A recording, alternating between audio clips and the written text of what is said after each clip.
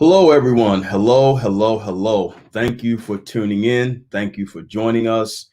We want to welcome you tonight to our second annual Men's Health and Wellness Summit. I am Dion Brown, licensed professional therapist here in the DMV, and we want to deal with some things and talk about some areas of health related to men tonight. June is Men's Health Month every year nationwide.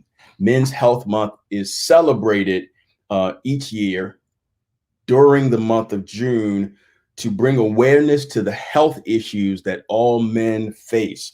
Men's Health Month is an annual observance, bringing awareness, preventable health problems and diseases, as well as detection and treatment. Now, tonight we have assembled a panel of great professionals in their area, and we're going to delve into various aspects of men's health and wellness. So we're going to be talking about men's physical health, men's mental health, men's spiritual health, men's relationship health, as well as young men and teen health. So feel free to share this, to like this, to encourage family and friends, and certainly the men, the husband, the brothers, the teens, the young boys, to come to our Facebook page, Dion Brown, as well as our YouTube page, DMV Therapist. It's going to be a great night. We have assembled a panel of great professionals, and we're looking forward to talking with all of them. So thank you for joining us during this second annual Men's Health and Wellness Summit, as we look at men's health and wellness for this month of June. So without further ado, we're gonna dive right in, and I want to begin to introduce our first guest, who is going to talk with us about physical health. And we know that that's very important, and oftentimes we have situations where men in general don't give enough time, attention, and effort to our physical health. But I want to introduce our first guest. His name is Kenneth Clemens. Kenneth Clemens is our first guest. He is a certified health coach as well as a personal trainer. He is certified with the American Aerobic Association International and International Sports Medicine Association. He is also a health coach for the organization Optavia, which really focuses on overall health and wellness and nutrition and the micro essential elements of health. He has two kids, two grown boys, and he is, like I said, a certified trainer. He is very skilled and knowledgeable about diet, nutrition, fitness, and he's one of those trainers whose own body represents his brand, what he presents. So we want to give him a space of time to talk. And what's going to happen tonight, each of our panelists is going to talk, and if you have any questions or comments, you can send those in, and they'll be free to answer those. We also, during the second half, will be delving some more into some more specific comments or questions. So again, without further ado, I'm going to get ready to turn things over to our first presenter. I'm very excited for him to be joining us tonight, Mr. Kenneth Clemens, who is going to talk with us share in his own way whatever he wants to share with our listening audience about physical health. So welcome, sir. Welcome. Thank you, Dion Brown, for inviting me to this summit. I'm excited to share about how I feel about physical health and why it's so important for men and women. But mainly, I'm going to stick with the men here because that's what I know most about the men, about our physical health. All right. So physical health is one of the main things that can show up every day and transmute in every area of our life. As we become older, we may not take care of ourselves the way we're supposed to. And when we do that, it shows up in a negative manner at times. When we're eating poorly or we're not focused on our mental health and our stress level, it all starts within. So when you're fueling yourself the correct way by giving yourself the right macronutrients within, it helps to radiate outside of you. Okay. So that allows you to show up the best version of yourself. And being the best version of yourself allows you to take in information differently. It allows you to look at situations differently. And also it allows you to become better at receiving information, not only from work and school, but if you need help, it allows you to listen to your therapist better. It's really hard to go somewhere and ask for help when your insides are torn up and you have distractions like bloatness, headaches, you're dizzy all the time. And most of these are from habits that we have that are contribute to our health. And as a health coach, I focus on those habits. All right. So some of the habits we focus on is sleep, hydration, stress, energy, nutrition, and even the way we allocate our money. I know money is like, how is money part of your physical health? Well, if you're buying the wrong foods and you're causing damage to yourself physically overall, it's really hard to bounce back from it. And when you don't have enough sleep and hydration, that will cause stress onto the body alone. And it's really hard to perform optimally when you're stressed all the time, man. Your weight will gain because of stress, not from fat or anything like that, but from cortisol levels rising, which is inflammation in the tissue. And there's no diet and exercise for that. So taking care of yourself physically is very important. And for example, myself was in poor health and I was making not so good decisions at weighing at 250. But in order for me to get to my a healthy weight at 190, I had to do some decision making. I had to start making better decisions. I had to separate myself, and all aligned. It allowed me to change my thinking. So my mindset shifted. I had to believe in myself.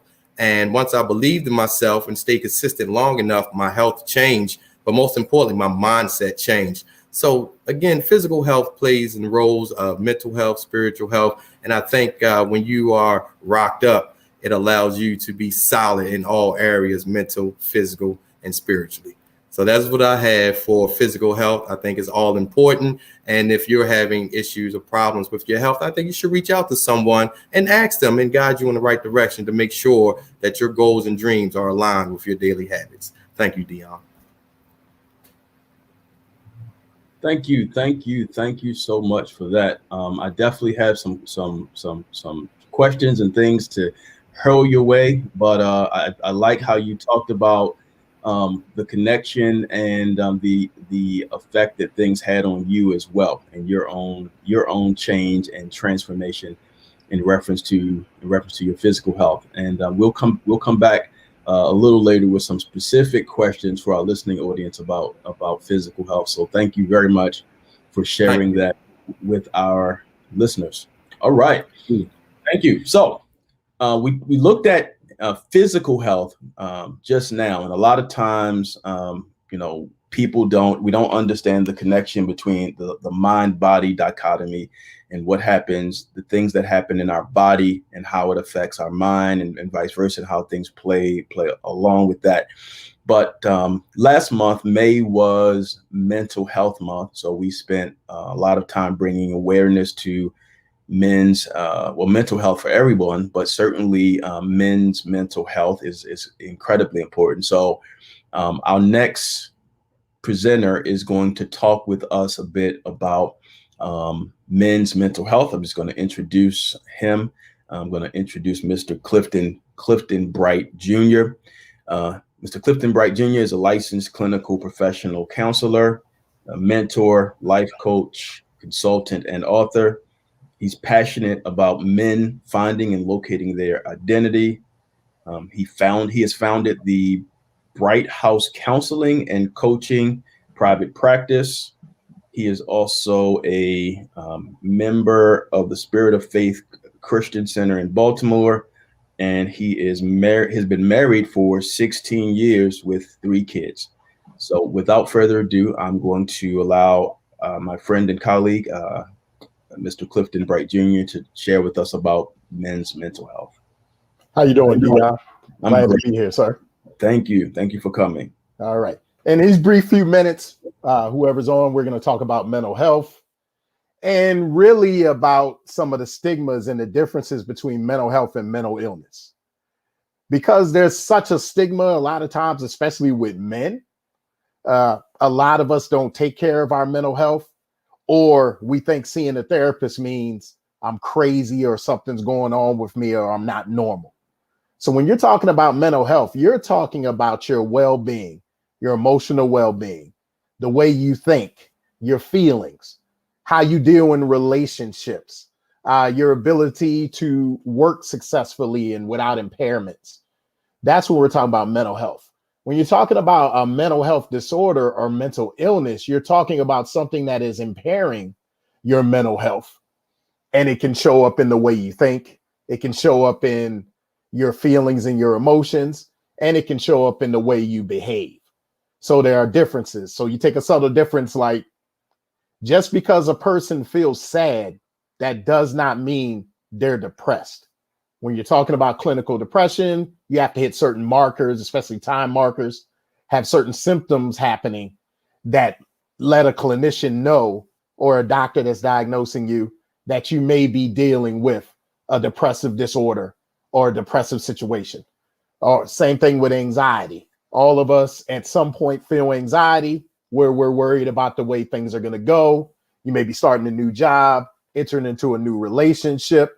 You may be doing a speaking engagement, and you're dealing with thoughts of worry. How is this going to play out? And you have feelings of anxiety. So that is different from an anxiety disorder. When you're talking about an anxiety disorder, you have it going on for a continuous amount of time, usually 2 weeks or more. It's very prevalent, and it is really impairing your ability to function socially, emotionally. It can affect the way you feel physically. It can affect your relationships. And it's important that as men, especially, we understand and we make it normalized to talk to a therapist or to reach out to somebody. So what I really love about addressing mental health is because I truly believe a man's life can rise no higher than the way he thinks. So when we're talking about mental health, we're really talking about your mind, which encompasses everything else that's going on. Your mind affects how you feel physically. The way you think, what you've been through affects how you do relationships, how you interact with others. It affects what you do socially. It affects what goals you reach. And it's not this thing of, like I said, where I'm crazy or I'm messed up or I have to hide it.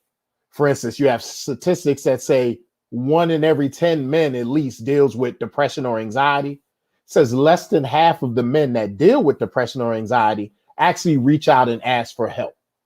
So oftentimes when I talk to men about mental health, I talk to them about taking off that mask, because a lot of us have learned how to pretend like we're okay. And what we need to understand, that it's okay sometimes to not be okay. It's okay to ask for help. It's okay to really reach out and connect with others. And it's okay to go talk to a therapist. So the reason why I'm dressed like this today is because you may have a picture of what a therapist looks like. You may think your therapist is in a suit. He has you laying down on a couch and he's got the notebook out. He's taking notes, and he's usually small framed. I'm a guy that's 6'5", 250. And normally when I work with people, they think I'm playing linebacker for the Ravens, which I play for the Eagles, but they don't think therapist. So we really want to attack these stigmas. We want to normalize reaching out for help. We want to normalize going to therapy, just like we want to normalize going to get physicals yearly and taking care of your health. So we really just want to point to the overall picture that addressing your mental health will address every area in your life, and it'll really transform your life. So that's all I have. Thank you. Thank you so much for sharing about the importance of mental health and the challenges and the stigma that comes along with it in the culture and in the society, because it's very real and very significant that occurs. So we did have a question come up concerning physical health, and we're going to address that in a bit. Definitely going to address that in a bit. So thank you much for sharing about men's mental health. Appreciate that. Sorry. All right.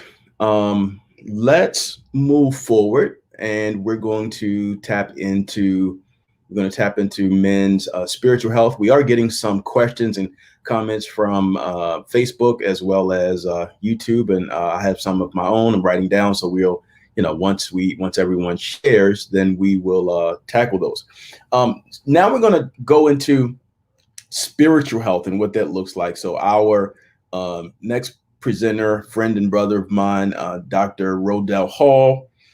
He's a husband, father, a preacher, a motivator, and a counselor.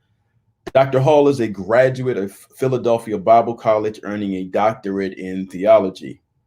He is the leader of the men's ministry at CRL, Church of the Redeemed of the Lord in Baltimore, Maryland, founder of the multi-church choir, Men in Worship. He's a board member of the We, Our, Us Men engagement since June of 2018. And he has recently been hired as the job coordinator of the Mayor's Office of Children and Family Success. So without further ado, I'm going to present Dr. Rodell Hall, who is going to share with us about spiritual health and its importance for men. Thank you, Pastor Dion, for this opportunity. My task for the day is to talk about the spiritual health and why it's important for men. In so many ways, men have a problem with taking care of themselves. We consider ourselves a believer in God or a higher being, as there may be some that are not Christians that are on this broadcast. But the higher being, or specifically God that I'm talking about, the scripture tells us that by our faith we're healed, and so the first area that I want to talk about is faith. First of all, as a man walks and thinks, so is he, right? And spiritual health is the aspect of our well-being which organizes the values, the relationships, and the meaning and the purpose of our lives. There's a growing recognition of the importance of spiritual health as foundation for physical health and well-being. How many of us on a regular eat the wrong stuff, go to bed late, get up early,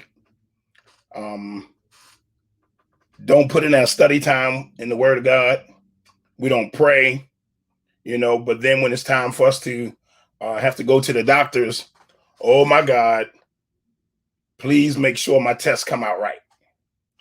So with this, I would like to say to you, to every man that's listening, if you have faith to believe that God is a healer and that God will do what he has to do on your behalf, then there should be an attitude of assuredness that you walk in. And, no matter, even to the point of somebody that may be diagnosed with cancer or the COVID, whatever it is, as a man of God, you should be able to have the faith in God to say he's going to bring me through this. He's going to allow me to be healed if it's his will. That spiritual health also takes place at church, where you get strengthened and inspired by another person at church that has gone through an illness, and now you're dealing with it, and God healed them of it, and God allowed them to go through it in a positive way, and they weren't discouraged, they weren't doubting him, and it helps you in so many ways, and then when you know the meaning and the purpose of your life, now you can really press through everything that you go through. Because if your spiritual health is strong, There's nothing that can come up against you that you can't defeat. There's nothing that can attack you that you can't overcome. Because at the end of the day, God has your back. God wants you to know that in the midst of all your troubles, in the midst of your illnesses, in the midst of your struggles, he still has you. But you got to remember that how can you have faith if you don't put in your study time, if you don't get in the word? I mean, how can you pray to a God that you know nothing about? But if you get in the word of God and allow the word of God to teach you and show you who he is, and then you'll understand the power that you really have. There's a lot of people walking around spiritually weak because they don't study. They don't put their time in with God. They don't pray. They don't meditate. And then we wonder why, as a believer, we get beat up all the time and we don't know how to come up against it. You know, but when you get into the scriptures and the Lord start reminding you that when the enemy came in like a flood, he'll lift up a standard against it. Your assurance is already there because he said that's what he would do. You know, and you don't get caught up in it because at the end of the day, what he says is what's going to happen. You know, this is where your faith has to kick in. It doesn't matter what you're going through. It doesn't matter. All you have to do is have the faith to believe, and it shall be done. But you can't be spiritually weak. When you go to the doctor sometime and the doctor says, well, you're going to have surgery. And you say, well, I know the Lord's going to heal me. But you got to think about this now. Don't you think that God created the doctors?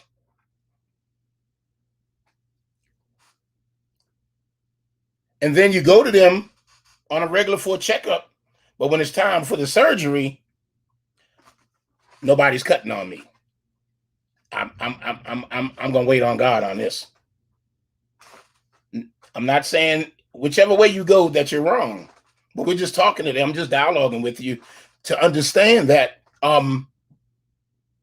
your faith has to be strong in the midst of any situation, in the midst of anything that comes your way, you know. And when your faith is strong and your spiritual health is, and you're spiritually healthy, you tend not to get discouraged. You tend not to have those low moments. You're the one that's walking around. Everybody's saying, man, what's going on with you? You're walking around like you don't have a care in the world.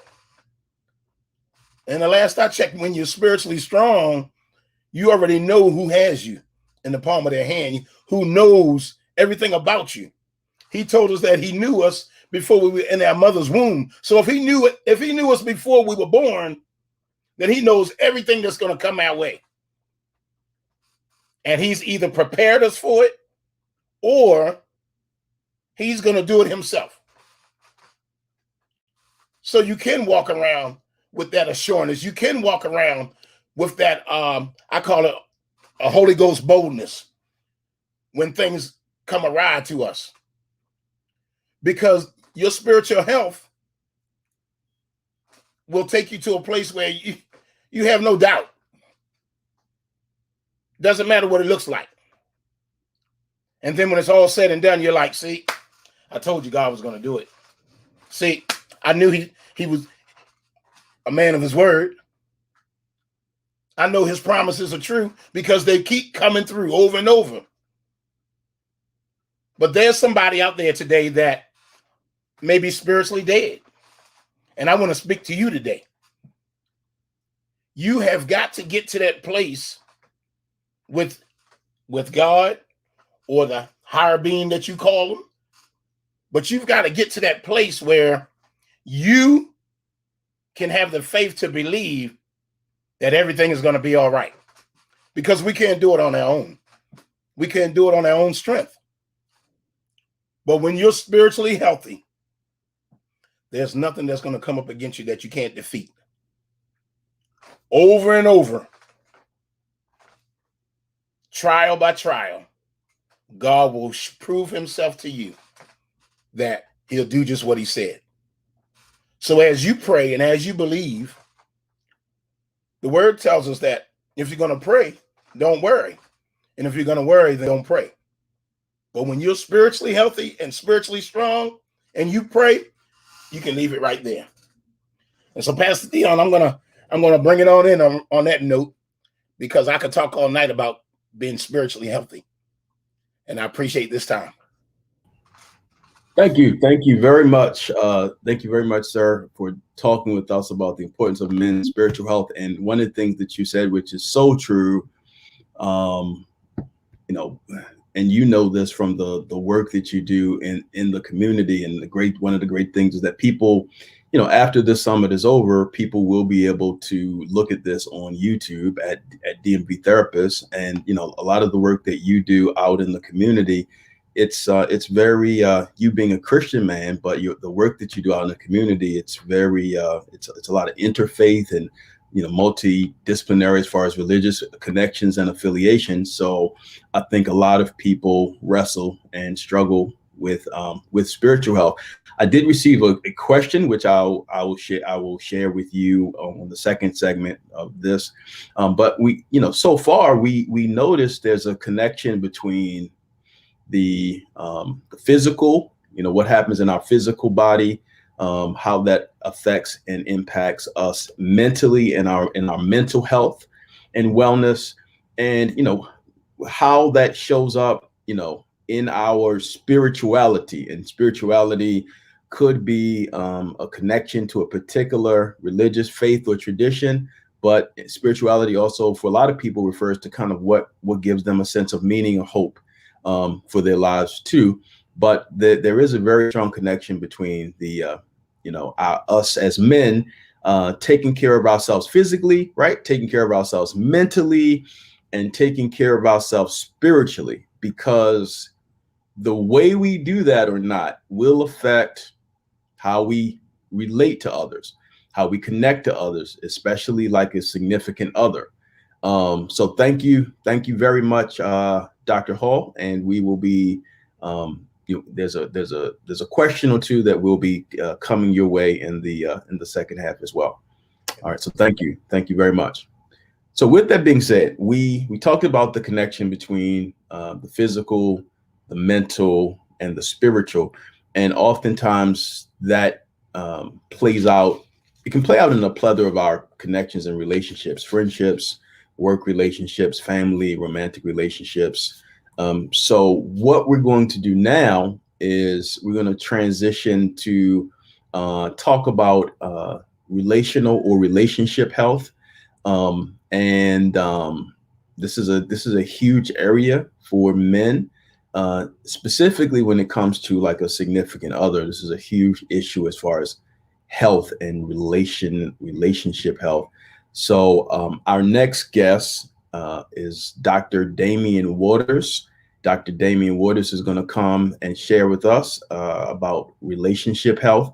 Dr. Waters is a licensed marriage and family therapist with over 10 years of clinical experience. He is the owner of Damian Waters and Associates, LLC, a clinical practice providing therapy services for individuals, couples, and families in the Maryland and DC region. He works a lot with couples to address infidelity, communication difficulties, as well as improving relationships. He's also a healthcare consultant for major organizations in Baltimore and DC. Dr. Waters has also published and presented on adolescent parenting and fatherhood among young men. So without further ado, we're going to bring forth our next presenter, Dr. Damian Waters. He's going to come forth and share. He's going to come forth and share with us in his own way. Welcome, sir. Thank you for taking time out of your, I'm sure, very busy practice schedule to join us this evening. So we're going to turn things over to you to share with us tonight in your own way. Wonderful. Well, thank you so much for having me, Pastor Dion. I really appreciate the opportunity to speak to the audience about relationships and the importance of relationships, particularly for Black men. Um, Oftentimes in American culture and for men and particularly Black men, we are socialized to believe that we ought to be able to handle life alone. That we should be this. We have these kind of notions, these ideas in the culture of the Lone Ranger, the pick yourself up by your bootstraps. This idea that we ought to be able to make our own way, and we ought to be able to take care of ourselves independently. Now, some of that may be true, but I would venture to say that we are, in fact, connected and very much connected to those around us. And relationships are very important for even our our physical and psychological development. Relationships are crucially important for us as men. It's important that we recognize their importance in our health. Now, I was thinking about my father-in-law who was talking about relationships one day, and he was like, you can't even get buried by yourself, can't even die by yourself. You have to have. We are very much connected with others. And today I'd like to focus on some tips, some ways that we can build and enhance relationships that we're currently in. Now, my first thought as a therapist is I want to note that therapy is important. Now, if you're under the sound of our voices and you've been thinking of going to therapy for yourself or for your marriage, or perhaps you've heard from your partner or from your children or whoever you're connected to, a suggestion and a push to go to therapy, likely we should. As particularly as a therapist, when I hear a Black man or a husband, a father saying, "Hey, I've been thinking about coming to therapy," it usually means that you ought to go. It's our bars to enter therapy are usually a little higher. So if you have that thought now, that maybe we need therapy or I need therapy, it's probably time. So you heard it from me. It's okay to go. And couples therapy specifically is an opportunity for you and your partner to work on themselves, to work on a relationship. I mean, it doesn't mean that you failed as a husband, as a man, as a partner, as a father. It actually suggests and indicates your commitment to making things better with those that you love and you care about. And therapy is an opportunity to fix things. It's I imagine if you broke your arm, you may sit there and maybe you try to tough it out, but I do hope that you go to the hospital. If your relationship is hurting and it's not been good, come get help. My second tip for improving and for building strong relationships is being able to embrace and understand each other's difference. Maybe you enjoy being out and your partner enjoys being inside, staying at home. But this is actually can be a good dynamic. There's a notion that what we think of as complementarity. Sometimes our differences help us better function as people, as a couple. And sometimes there's things that your partner can see, things that your partner understands and that you understand that the other can't see. Your differences are perhaps a source of your greatest strength. To wit, I'd also turn to my third point. I'm going to encourage you to consider each other's perspectives and aim to understand how they experience life and how they see life from where they're standing.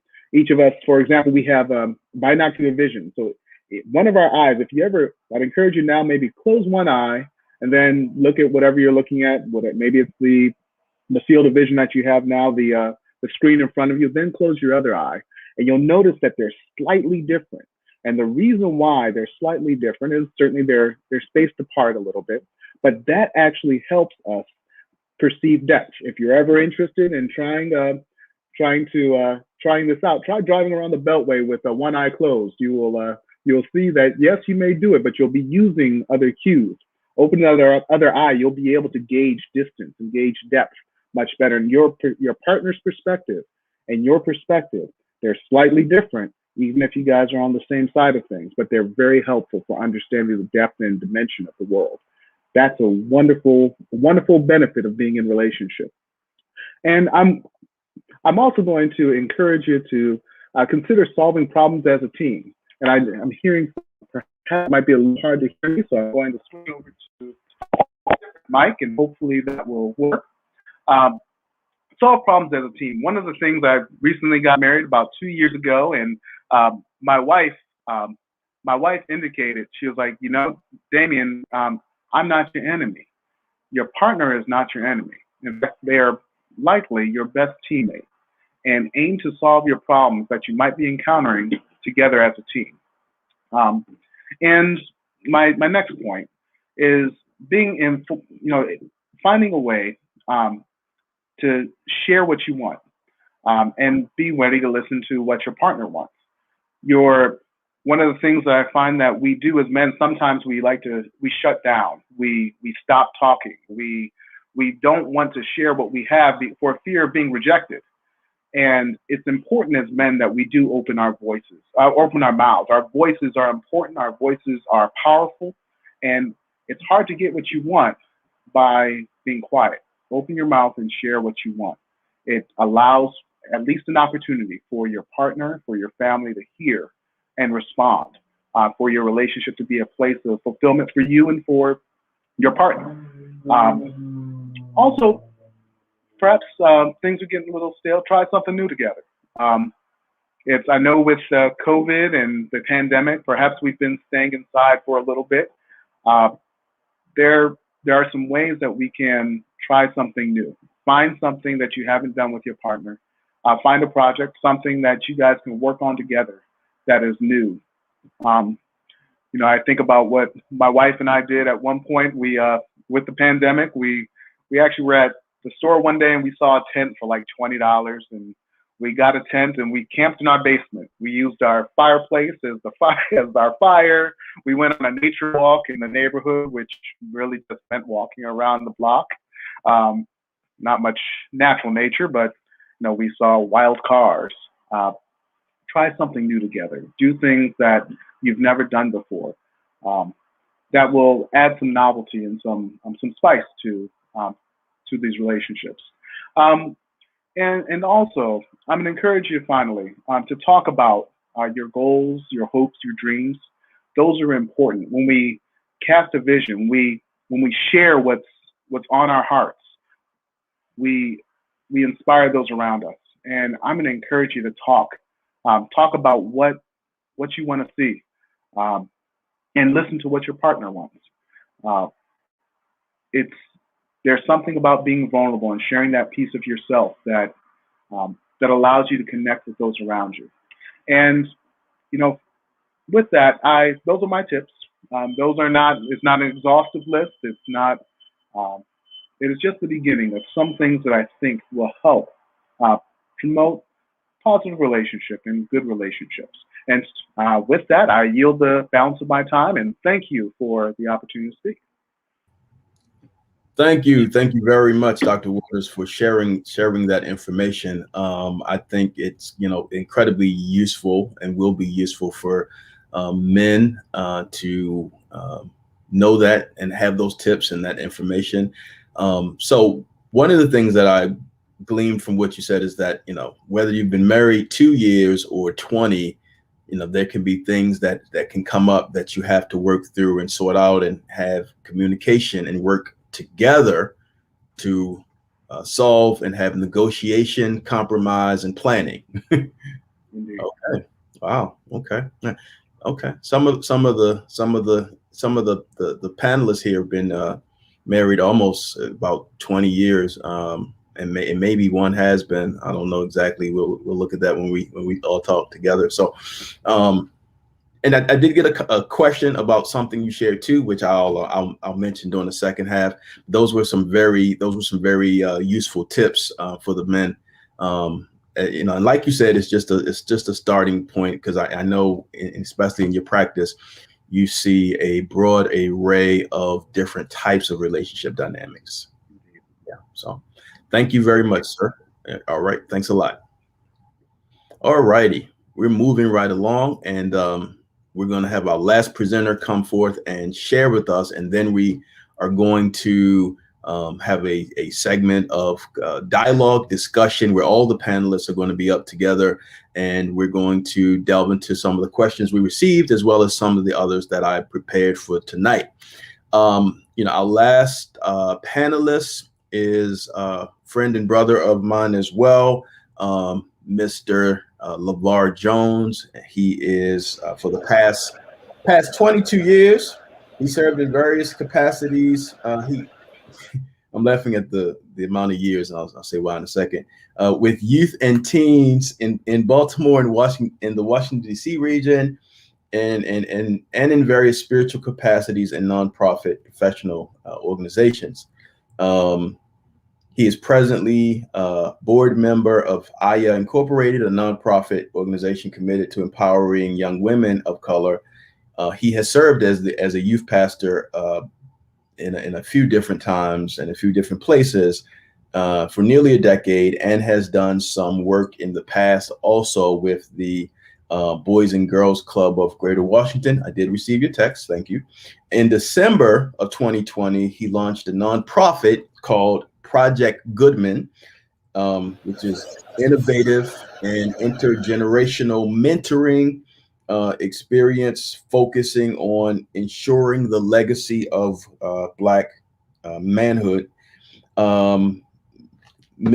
Jones has been, I think he just relooked it, but has been a native Washingtonian, lover of the arts, and a chef. Thank you for the social media food pics. We appreciate that. He has, like I said earlier, he's been serving with youth and young adults for 22 years. He doesn't look his age, which I won't share, but recently he has been promoted to be the director of teen programming and advocacy for the Boys and Girls Club of Greater Washington, D.C. So without further ado, we're going to have Mr. LeVar Jones come forth and talk with us about teen or young men's health in his own way. Thank you, sir. Thank you for joining us. Brother Dion, thank you so much for having me back. It's always a good thing to be welcomed back. That means something worked out right the first time. So definitely glad to be amongst all the brothers here tonight. I want to start this time of sharing with debunking a myth as we talk about how we create spaces for young men to be safe and to be able to have the transparent conversations that they need to have around health. And see, this is tricky because all my brothers that are here tonight, they got a chance to focus on one particular area. I'm going to try and hit all four of these areas as it relates to young men. But I want to first debunk a myth. And I think as we approach young men about health, being healthy, both mentally, physically, emotionally, even relationally, spiritually, as we talk about that, we must begin to approach young men and not approach them from a place of deficit. Too often, we approach young men to help them, to fix them, to correct them. And that's just simply not the way that we should be approaching it. We should not be approaching it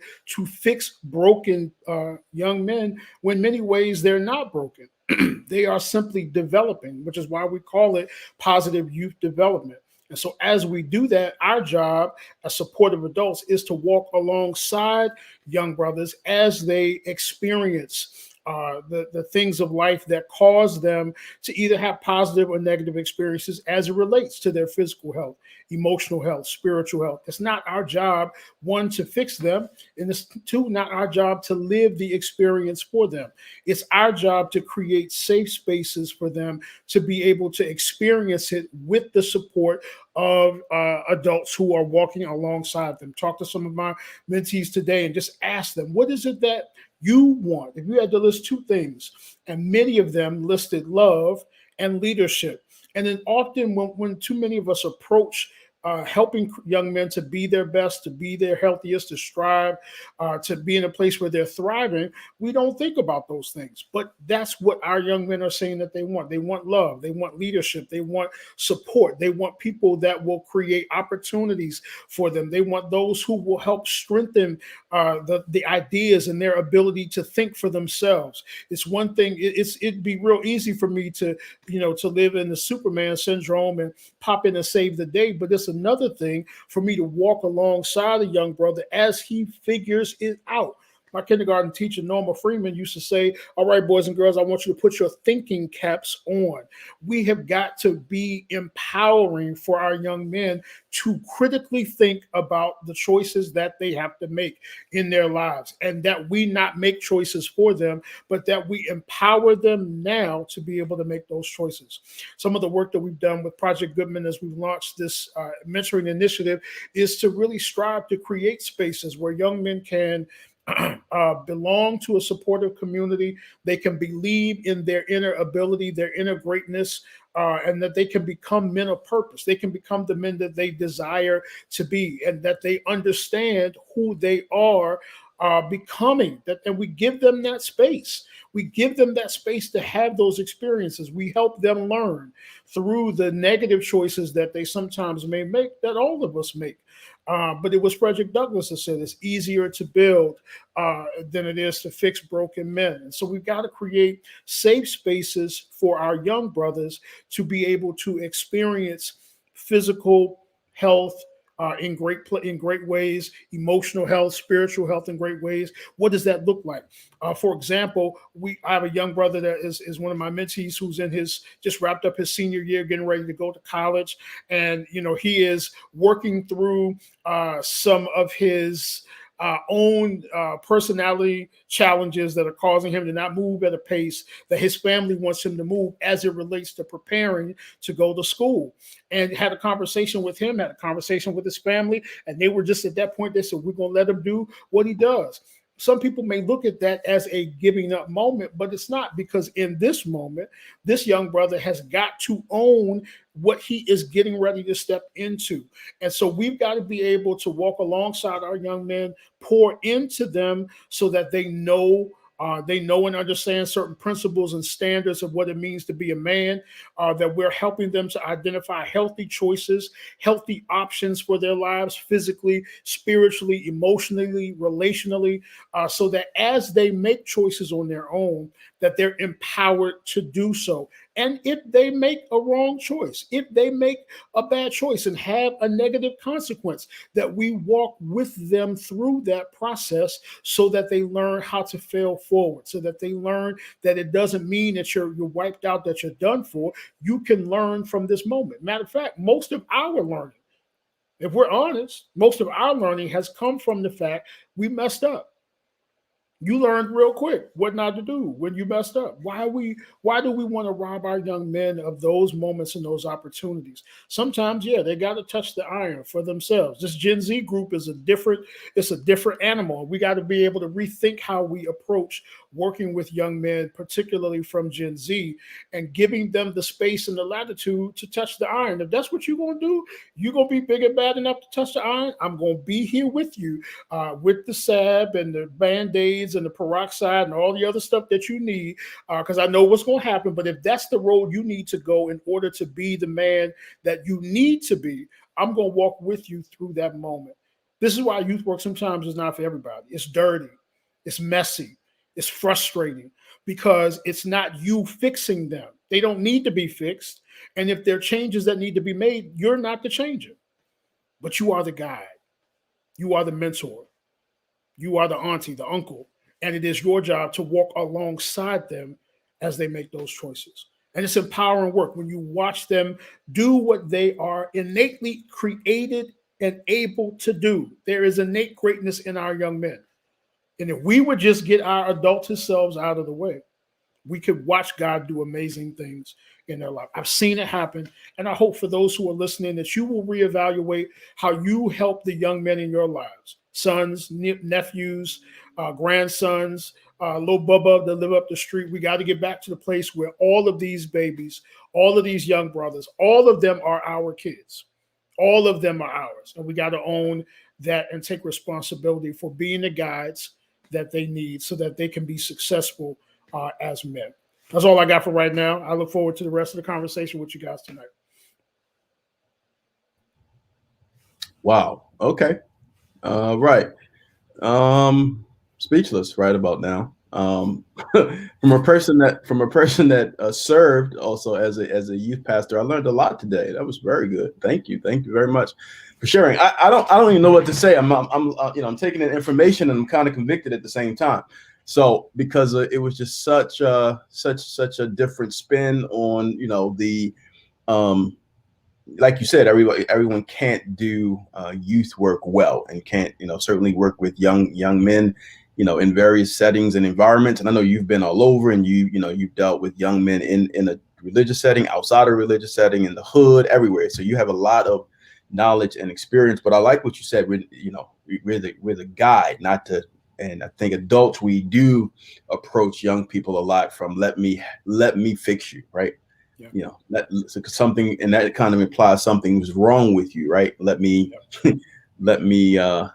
help you. Wow, thank you so much. And what does that do with their mind? What does that do with their mind? If they're consistently hearing that they need to be fixed, then they're going to live their lives as if they're broken. And then we cannot, when they respond as broken young men, when you're broken, you may be crooked, you may be off. When you're broken, you're going to make bad choices. There are going to be some things that come out that are not great. So when they respond as broken people, we can't then feign ignorance and say, oh my goodness, we've got to do something about these young men. No, at that point, we've done the damage because we programmed them to think that they are in fact broken when they are not. Great. That was just absolutely great. A lot of great gems from that. Thank you so much for sharing. We're going to have everybody come back on, and we're going to all have a open dialogue and discussion about a lot of these areas of health and wellness. And I'm going to ask some questions. So everyone, make sure you unmute your mic. Because we're gonna delve into some questions. We received some questions and some feedback. I was looking at Facebook as well as some people that are looking on YouTube. And like I said, one of the great things is that people will be able to look at this later, so you can always direct people either to my personal Facebook page, Dion Brown, or YouTube, DMV Therapist, to look at it because it will be stored. So we'll start with some of the audience questions and comments. So the first one we received was from Mr. Clemens, our presenter on physical health and wellness. And then I have a backup question for you. What would you say? Yeah, thank you. Can you share what the difference, where you can see it right there, between training and working out? Yes, sir. So there is a difference. Working out is there's no structure to it. It's just the same routine. You go in the gym. There's no progression. You're on your phone. You're doing a couple of curls, doing a couple of raises. Hey, girl. Hey, what's up, dog? And then you leave. Okay, that's working out. Training, you have a set goal.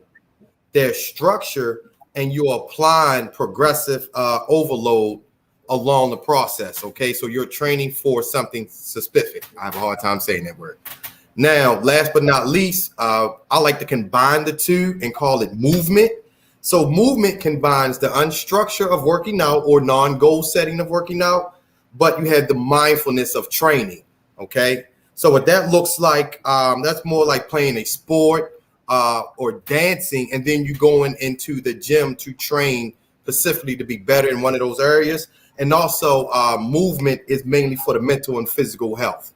Okay, so you're going into the gym, you're not necessarily training to be, a football player or to make the NBA, but you are striving towards goals to be more healthier so you can play basketball with your children. That makes sense? So we like to do movement more so than working out. So I will err on the side, like we focus on movement. Thank you very much. And again, gentlemen, any of you are free to chime in on any question or comment that any of the other presenters responds to. You're free to ask a question or make a statement. You can just jump in. You don't have to wait. At this point, we're going to be, I have some questions that I will be sharing from Facebook and YouTube. But feel free to jump in and ask a question or make a comment. Either way. I do have one other follow-up question for you, Mr. Clemens. Okay. I saw that you made a survey one day on your social media page asking people which one of the two is the more difficult for them, exercise or sticking with a good nutrition plan. Correct. I'm curious to know what the outcome of that survey was. And it was eating healthy. Most people struggle with eating healthy because everyone goes to the gym and work out. So working out is pretty easily, but far as like nutrition and sticking to a plan, that's where it ties into the mental, physical, and spiritual health, because you have to believe that you can stick to a plan. You cannot have fear that you can't stick with it, because that is just a limited belief of an action that has not yet happened. All right, so you have to tap into your spiritual health to be like, all right, God, hey, I know you got me, but you just can't sit there and do nothing. Like, you have to do the action steps, okay, so that God can bless you, number one. Two, he's not going to come down and be like, hey, can he eat this? He's going to use resources through us to help and guide you along the way, and you just have to be open-minded and to receive it. So that is how but also like tie to spiritual and physical health. But then the mental health is you have to understand that there's going to be a process and nothing is going to come overnight. So you have to be rocked up mentally to understand, like, hey, I'm in this and I'm not breaking for anybody. I'm training for a specific goal. Come on, God, you got me. Get me physically, and we're going to be rocked up. Okay, somebody said, say it slow for the people in the back. That's funny. Oh, I can repeat that, not a problem. So I can't, you're saying I can't want to be in good shape, lose weight, be healthy as a man and physically fit if I'm eating fried food, pork, beef, and desserts all the time. That is correct. And I'll even err on the side, you can't do any of those things if you don't believe in something higher than you, because you have to believe that you can do it. And if you do believe there's a higher power and you can't believe in yourself, then that's when you need to go talk to somebody. Like, I have a hard time understanding that you can believe someone walked on water and you really believe that, but you can't believe you can stick to a meal plan. You'll understand what I mean? So once you believe that if you can believe he walked on water, imagine what he can do for you. Imagine what he can do for you. That's true. High blood pressure, right? High blood pressure, 36. The doctor, I'm putting you on medication right now. It's hereditary, it's in your blood. And I'm like, I appreciate that, but you tripping. I'll be back. I came back 50 pounds lighter, and he asked me, how did I do it? And I'm like, well, doc, I believed in myself. And if we're made in God's image and you believe in yourself, then you got to believe in him. And you have to be mentally strong to understand and tie the two together. Because if you don't put all three together, it'll never happen. I promise you. I promise. This brother definitely knows his stuff. He is my personal health and wellness coach. I definitely vouch for him greatly. We argue, we fight, right? We fight verbally, we fight through text, we battle, especially when I'm going away on vacation and what I want to eat, etc. But he knows his stuff as far as health and wellness and nutrition. Do any of you guys have any questions or comments for him about physical health as far as nutrition or fitness stuff? If not, we will move to Cliff. Actually, there's a few questions that came up, Cliff, for you for mental health, and you can address the first one on the screen. You can see that. Yeah, I can see it. What are some of the key signs that can reveal that maybe someone is dealing with some type of mental health? And, typically we had this picture of depression. You're going to lay in the bed all day. You have no energy. You're sad all the time. You're laying around. But especially in men, a lot of times depression doesn't show up that way with us. It often shows up with irritability, anger, and a lot of us have learned how to, that old saying, fake it till you make it. Mm-hmm. So you learn how you can go to work, you can maintain your relationships, you can do all these things and go home and just be broken and just lay there and don't feel like going on. So it's very, we have that typical, you might see somebody start to isolate themselves. They may start to lose interest in things that they really used to be interested in. But it really requires us to start talking to each other about what's going on. And not in a sense of asking somebody, hey, man, you okay? Because every time you ask somebody if they're okay, you get a generic answer. Yeah, man, I'm good.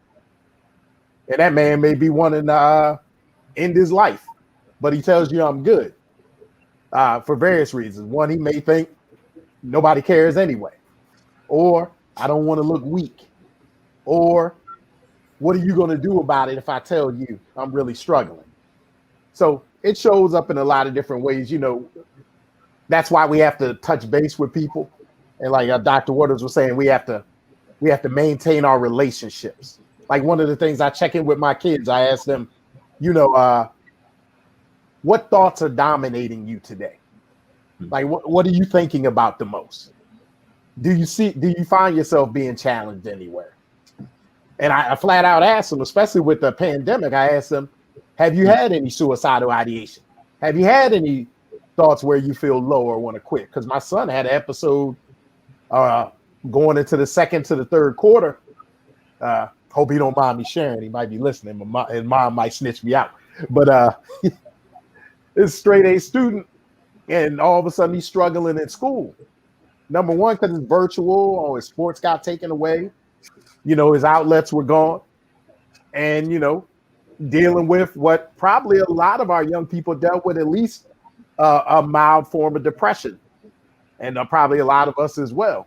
And anxiety about how COVID was going to work out. So, it's varied in the symptoms or what shows up to say we're struggling mentally. But, you have those ones that are the typical. You see the isolation, the sadness, the low energy, the changes in appetite. Thank you. Yes, Thank sir. you. So again, another question coming in, and we'll have Dr. Hall answer this one. Kenneth, another question came for you, which we'll come back to in a minute. But Dr. Hall, as it pertains to spiritual health, what are some ways we can cultivate our faith? There's several ways that we can cultivate our faith. The first one is through fellowship, being around people that have gone through and are dealing with things, have dealt with things that you're dealing with now. It's not as deep as sometimes we think it's deeper than what it is. But all we have to do is be around those other people that and not isolate ourselves. A lot of times isolation will bring more doubt than ever. If you don't have anybody there to push you or encourage you, it's almost a failure in itself, right then and there. But and then your study time. Why believe and you're not going to study? You get that word in you, and it brings power to you. It brings an assurance to you. It brings an awareness to you to know that if he said it, it can happen. And that's what I stand on, and that's what you'll be able to stand on, no matter what you come up against. Thank you. Mr. Clemens, there was another question about, there we go. You can see that. How do you stay the course of a healthy lifestyle when you have kids and grandchildren? So one way to stay on course, there's several ways you can do it. You can hire a health coach to help hold you accountable. But most importantly, you got to start with your why. Okay. This is stuff you have to do internally. Okay. Your coach only going to do so much. The pastor only going to do so much. Your mental health clinician only going to do so much. Your relationship coach only going to do so much. Your boys and girls club coordinator director only going to do so much. Right. So what you have to do, you have to actually take a step back and ask yourself, what do you value? Okay. What do you truly, truly value? And if your grandkids and children are something that you value, you will go out your way and do everything you need to do to make sure that you stay on course. Like that is so, so important. It baffles me how, and I say this a lot, that we will send our kids to the best schools, buy them the best cars, make sure they're okay, but then we oppose poor eating habits, which will kill them long term. So they can have their doctorate and can't even use their gift because they got high blood pressure or diabetes. Like we got to change our focus. Like we really have to change our focus and pour into our children. In order to pour into our children, we got to pour into us spiritually, mentally, physically, so you can show up as a better grandparent, dad, brother, sister, all of that. So when the children do come at you, no, we eating this today. No, we eating this today. Why? Because I need you to be rocked up in school. And in turn, in order for me to provide for you, I have to provide for you at 100%. I can't provide for you at 50%, then you're going to get 50% outcome. You got to level up. You have to get better, and you do whatever you have to do. You make it a priority. It's like breathing. You have to make it a habit and become natural. Thank you. Thank you. Dr. Waters, there are 2 questions for you that I had. Thank you all for sharing. This is such useful information. I can see all the comments coming in from the Facebook and YouTube.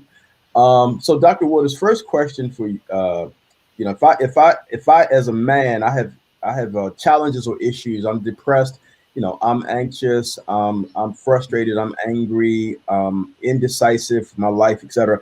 As a man, and since June is Men's Health Month, if I fail as a man, to work on my issues, whatever they are, that's going to negatively affect and impact my relationships with my significant other. Correct? Do you see that dynamic played out? Sure. Certainly what we bring as individuals to our relationships can be what comes out. We think about classic regression, what we put in, that variable likely has an impact on the outcome. But there's also the intersection of what you bring to that relationship. There's the mix that happens when you add that to the relationship, a specific interaction effect. And it's really important when you think about relationship health to make sure that you yourself are healthy, mentally, physically, psychologically, financially. All those things will affect how you present to the relationship, and they will affect how you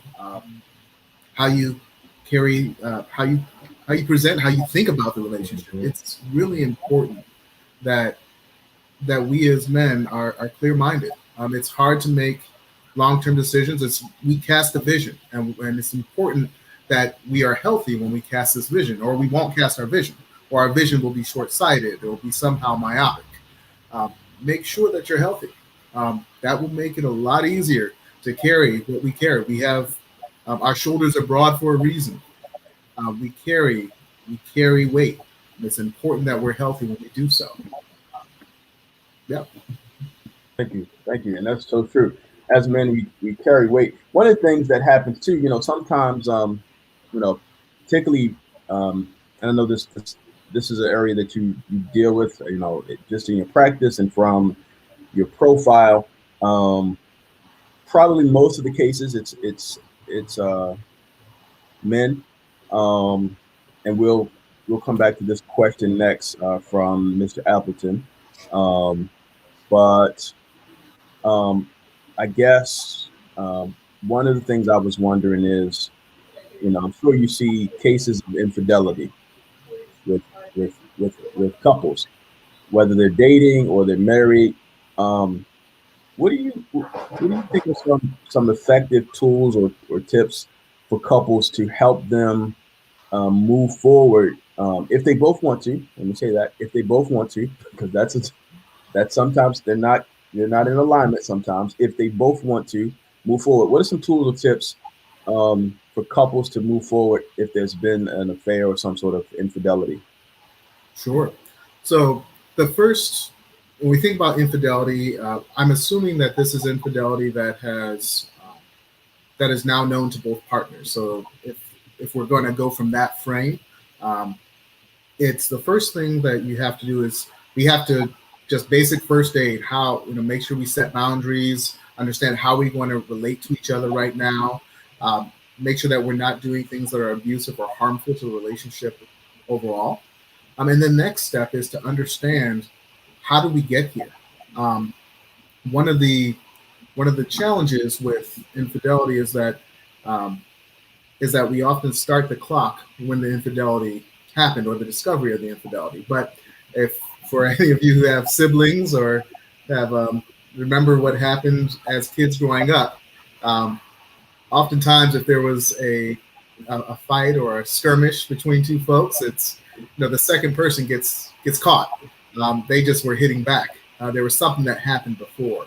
Oftentimes in relationships and infidelity, if we think about the context of the relationship, sometimes there's stuff that happens that the soil where the seed was dropped.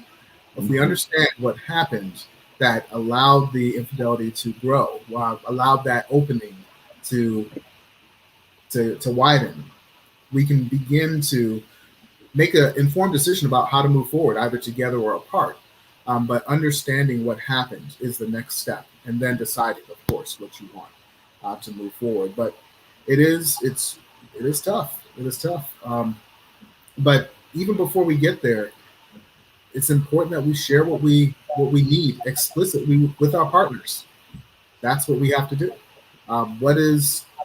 Oftentimes when we're seeking with infidelity, there's something else happening. It's important as men that we do share what's really going on for us and our real perspectives of the relationship. And yes, your partner may not like what you have to say, and you may not like what they have to say either, but at least and you can make a decision about how to move forward. Absolutely. Thank you. That's a lot of people struggle in that area, and how to heal and how to fix the brokenness and move forward in the relationship. That's a common theme for what people present in sessions. So if we can bring up Mr. Appleton's question, I don't have it on my thank you. So it says, can you expand? We have a few different mental health professionals here. So any one of you can chime in and jump in with this. Can you expand a bit more about how men often experience depression differently? Yeah, can you chime in about how men may experience depression differently? Or you can tag team. You guys can tag team. I could answer it too, but I'll let you. Yeah, do some work. Do some work, Dr. Dion. But oftentimes it shows up with us. A lot of times with the anger and the irritability, that may have something to do with how we see masculinity. I don't want to show up and be, oh man, I'm so sad, I'm so down. That might not look like the view and the meaning of masculinity for me, but my being on edge, my being quick to snap, my having a tolerance level that's really low, because all of us have a tolerance window, whether we know it or not, of how much we can take before we have an adverse reaction. So a lot of times it shows up that way. And one of the things I've noticed a lot of times with men is it shows up in a loss of interest with a lot of men in work. And even if I self-disclose, even personally, when I find myself in certain spots, I'll lose interest in things. Like I'll be like, man, I'll show up because in a session, I never show up not there. I'm always present. I'm always engaged. I'm always locked in.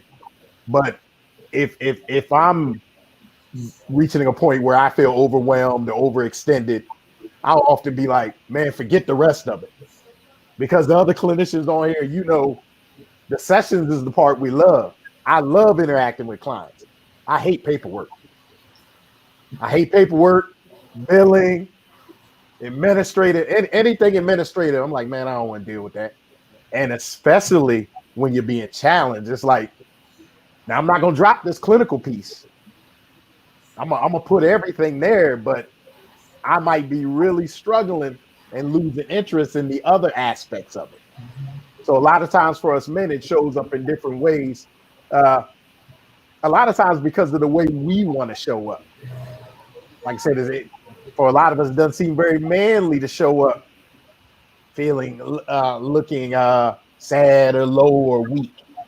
So I think that's a lot of times why it shows up with that irritability piece, that on edge. And a lot of times with anger, when I talk about anger that's a secondary emotion. It's never a primary emotion. Anger is always hiding something behind it. So I'm angry, but I'm really sad. I'm showing up angry, but I really feel mistreated. I feel a lot of injustice. I feel rejected, but I'm showing up angry. I feel worthless, but I'm showing up angry. So, for us, a lot of times it may show up that way. I don't know if you any other guys want to chime in and add to that. No, that's exactly correct. And when we are trying to not get angry, we always say, we're working at it. Like, I'm working on not getting angry, and we have to change our language. Let's change it to training, because we already know working is no structure, no routine, no progression, right? But when we say I'm training to get better, that is one way we can train our mind, that we're going to set a goal that I'm not going to focus on my anger. So you become more intention with your actions. And then again, that's where you're like, all right, God, I'm being intention with this action right here. I need you to help me. I'm going to train to be better in this area. So again, that all ties into that physical and that mental piece. And for example, my business is called Intellectual Strength. I got a copywritten process, did a Library of Congress on how I combine mental health and fitness and how they go hand in hand. I just was bored one day and I'm like, you know what, there's a correlation. And no one never really put the 2 and 2 together. And once I put it together and they gave me a copyright, I was like, oh, okay, there is something to this. And once I found out there was something to it, and that's when I saw God. I was like, all right, here's my talent. Here's my God-given talent. I became educated and with it. And it's all started with my physical health, my mental health, and then my spiritual health, because I saw how it was all tied together, which leads me to, back to what you're saying. We need to train to get better at our aggravation. We need to train to get better at how we deal with our emotional triggers, okay? Because we all have emotional triggers that we need to identify with. And one way to work at that is training in the gym, right? If you want to work on anger, you may have to work on something else, not just, I'm going to just work on angry. Yeah, that's not going to work, right? So that is very good how you said that, Mr. Bright. Yeah. And can I add this, Dion? Sure. Yeah. Now, I want to say I'm a real advocate for emotional intelligence and emotional health. We tend to just want to avoid our feelings and what's going on with us and avoid our emotions. When I always tell people, feelings leave you clues. So even when you get angry, because anger itself is not a positive or a negative emotion, it's really telling you something's wrong and something needs to be addressed. Yes. And as men, I really push that. Hey, look, man, stop being scared to feel what you're feeling. Right. Women have no problem feeling. So they're going off of what they're feeling all the time. But we get in relationships with them and we don't even know how to express anything except I did a post one time that said there's other emotions other than anger or lust.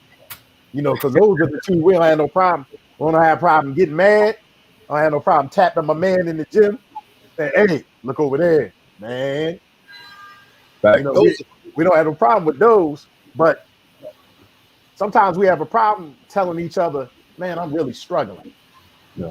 And I feel like I got nothing left. Yes. Even in and we talked about that correlation between our spiritual health, our physical health, and our mental health, even in ministries. See, I feel like that should be the first place I feel safe going and telling a brother, look, man, I'm dealing with this. But oftentimes we get caught up having to wear a religious mask and don't really want to tell anybody what I'm dealing with because I don't want you to question my walk. Mm-hmm. See, if I really told you what I'm dealing with, can you take that and provide that safe space for me? But you hit that gym, Kenneth. That's why I'm in the gym at 4:30. I see Dion on Instagram and everything in there running too, because it is therapeutic. Very so much. I like that correlation piece. I'm gonna have to look into your training.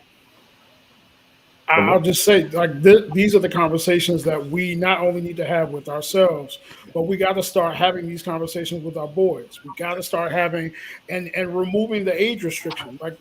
Stop thinking that, well, I'm gonna wait today and say it's 12 and 13. No, because they're 9 and 10-year-old boys who are battling with these emotions, don't know what to do with it.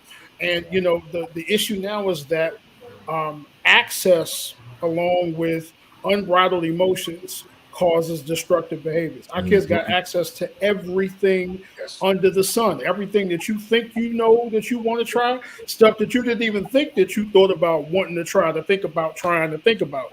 So they got access to all of it. And so when you combine that with these moments where they have these unbridled emotions, they don't know what to do with it, and no one that looks like them is talking about it, that leads to those behaviors. So we gotta, whether it's the family functions that we hopefully get back to, in the basement at the house, where it's the fathers and the uncles and the nephews and the sons, whether it's in our churches,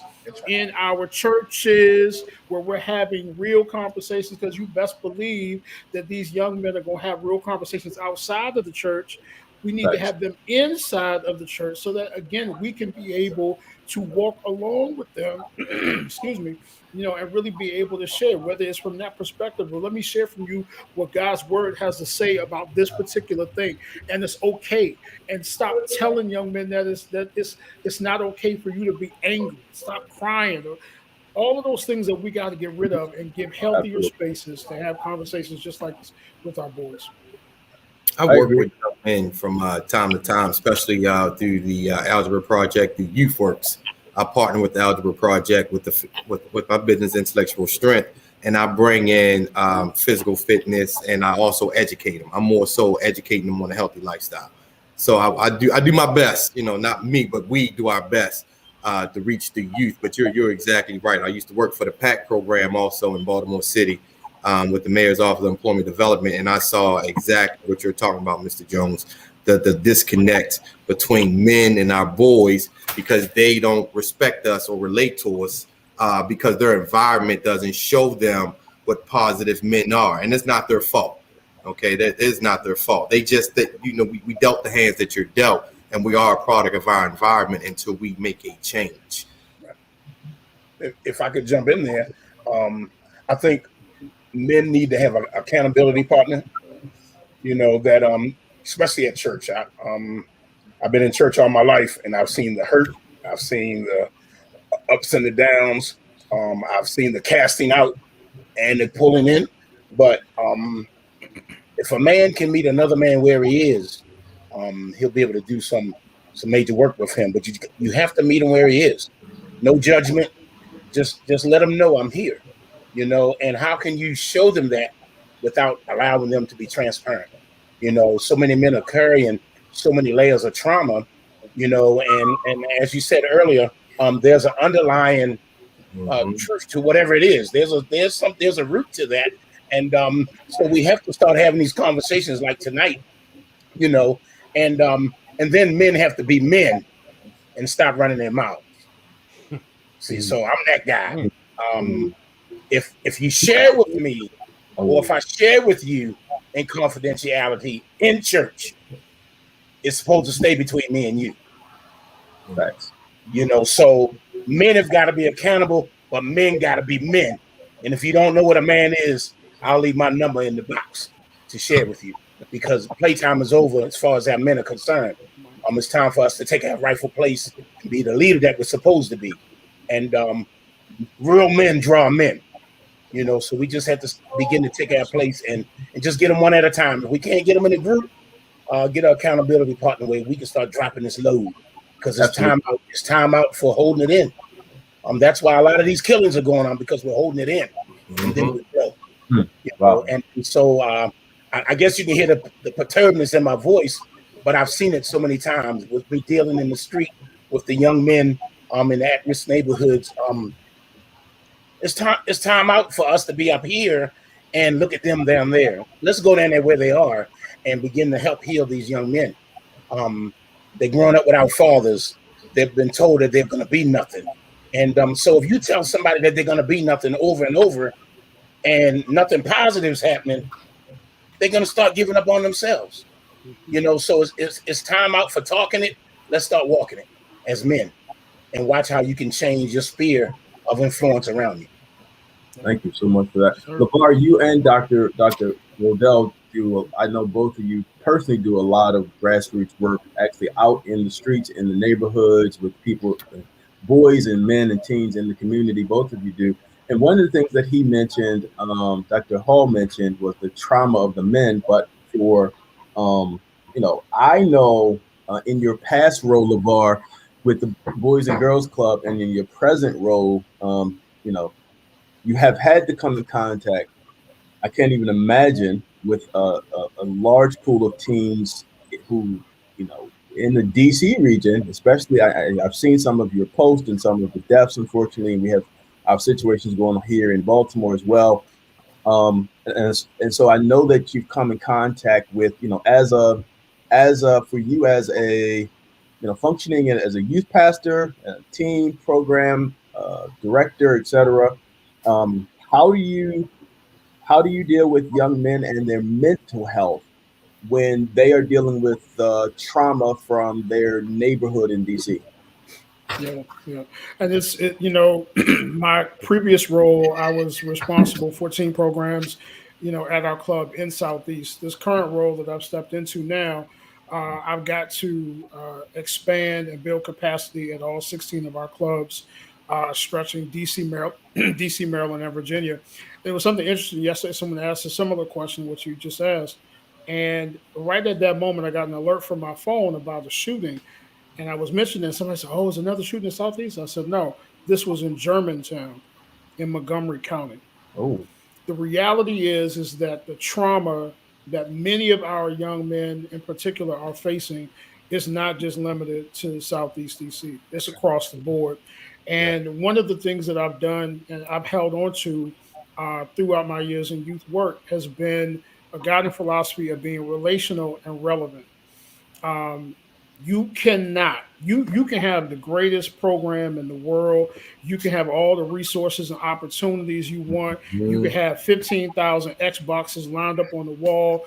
You could have esports. You could have chicken wings from chickens that don't even exist. All the pizza that you can have all of that. If you have no relationship built in that shows these young men in particular that you are going to be a consistent force in their lives, whether they make great decisions, whether they make poor decisions, whatever it is, if you don't show that you are going to be consistent, you are going to have no platform with them. You are going to have no voice with them. When I asked a young man earlier, I said, what is it that you want? And several of them, consistency. Because, and I think somebody mentioned it in the comments about fearing, trusting people to open up. That's something that starts at a young age. Because so many, again, you talked about, Dr. Hall talked about the absence, the absence in some cases of the father. We understand that the myth of the absentee Black father does exist. Let me first acknowledge that. But that we do know the reality of young men who do grow up without fathers, who do grow up with broken relationships with their father, who at DeAndre once said, at almost 41 in 2 weeks, still dealing with what that means and how you process that trauma while you're doing the work in the field, while you're doing the work. We have got to create spaces again where young men see us as viable, relevant entities in their life. And the only way you do that is by being consistent. You have to be a consistent force. I love what Kenneth said earlier. He was alluding to the fact that, we're not doing it all, but we're going to do our part. If we could just get Black men in America to understand, I don't need you to be Superman. I didn't ask you to be Steve Harvey and save 20,000 brothers. That's cool that Mr. Harvey did it. He didn't do it by himself, but that's cool that he did it. I'm asking you, Black man, professional, judge, pastor, lawyer, teacher, garbage man, unemployed. I'm asking you to get up off your butt and go get one. Just one. That's right. That's how you bring about change. But we're so focused on trying to, to do the big thing. And in so many cases and ways where it breaks my heart, particularly from the church community, it's got to be my name, my church name. Don't nobody care about that. These brothers are killing themselves in the street because they don't know what to do with all of this stuff. And there's nobody walking with them consistently to show them, one, brother, you can do it because I did it. Right. To be transparent enough to say, I did it. And if we could be real honest, I'm doing it. Don't think that just because I've hit 30 and 40 and 50 and 60 that I got it all together. No, it's still some stuff. I still want to cuss Alabama out every now and then. I'm working through it. God is working with me on it. I'm working through it. So we need Black men to be consistent forces in the lives of Black boys, to not feel like you got to get the whole block. Go get one. Let's get one. And then tap on your brother and make sure he go get one too. We got to be smarter about how we do the work and not make it harder than it has to be. Yeah, come on. That was Brother great. LeVar, Thank you. if I could jump in there, Brother LeVar, with what you were saying about the time. When we're in the street and we talk to the young men, the first thing they say to us, they said, you know how we spell love? Time. Because he said, my father's not in the house, but he buys me everything he wants. But I don't know him. Yeah.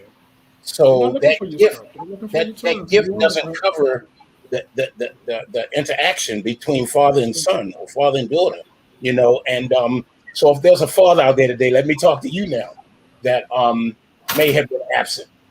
It's not too late. It's not too late.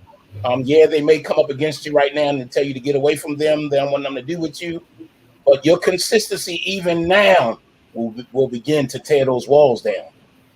You've got to prove to them now that you want to be there for them.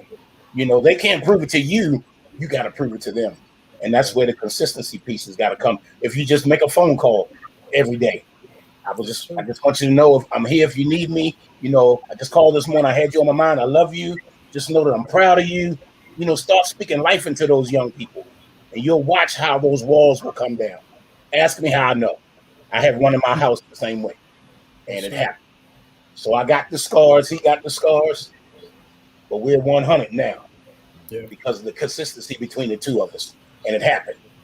You know, so it can happen. But Father, I ask you now, go get your son. Yeah. Go get him. He's waiting for you. For as much as he's got his fist up and want to swing, he's really waiting for you to come get him. So go get him. You'll be surprised. And you know, thank you so much for that. A lot of teen boys and men struggle with looking at a few comments, just struggle with opening up and feeling safe and feeling vulnerable. So that that consistency and that spending time, like all of you have mentioned, is vital as well when we're talking about emotional intelligence. And one of the people commented that they're kind of quick to say we do this, especially as men. We're talking about men's health, and this is definitely connected across the board, but definitely tied into mental and relationship health. We say, you know, when people ask us, our friends, family, homeboys, I don't allow it in therapy, and I'll tell you what I do in a second. When we say, how are you feeling? I'm good. I'm right. It's the common go-to, and unfortunately, a lot of people don't stick around to find out long enough if that's true. Right. If you are good. We say 3 words I tell all of my clients across the board, but I on the back of the door in the offices that I use, I have an emotional wheel that I have all of my clients go to. In the virtual world, I sent it to them, but I challenge them to pick from the wheel between 1 to 3 emotions they've been feeling lately. That's how we start every session. I do not accept the words good, okay, or fine.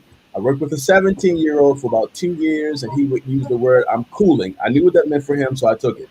But generally, I do not accept, because I understand, especially for men, it's very important. The culture and the society tells us to, stuff our emotions, to don't tap into them, that we can't experience certain emotions. So we all confront and deal with a lot of toxic masculinity. And for LeVar, you probably see that those sort of toxic masculinity messages early, while they're teens, right, and young men. And so we don't allow those, I think we don't allow those in our space. Like and even as I'm thinking about, a part of my role now is going to be training staff who are going to be, those frontline workers. And you can't, like, you gotta strike out phrases like "man up," "be a man." You telling somebody that clearly doesn't know what it means to be a man is counterproductive. Like, you got to show them, men don't cry. All of those misnomers that we use that, again, feed that toxic masculinity.